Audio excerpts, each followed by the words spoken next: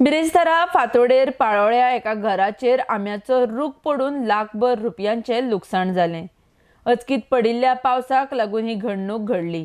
ह्या घडणुकेंत सौरभ गायतोंडे हांकां लुकसाण जालां. आरडेक्स गोवा ब्युरो रिपोर्ट.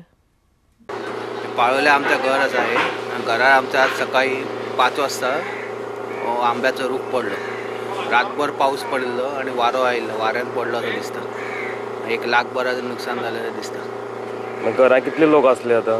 कोणा कितें जालें? घरा आम्ही दोघंच आशिल्लीं, पण देवा दयेन काय जावंक ना. आमकां काय इंजरी जावंक ना.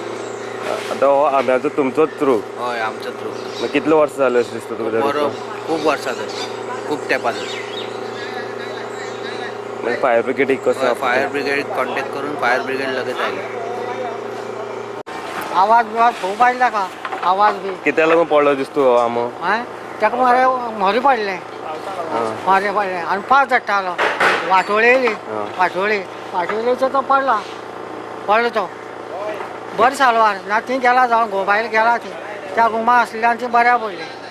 कळ्ळें का? असं कोणा काय जालें ना? अशें कोणा जालें कांय जालें ना. कितले वर्स जाले दिसता त्या झाडाक? म्हाका जाली 65 वर्सां. तेजी पयलीं आंबो तो. म्हाका 65 वर्सां जालीं.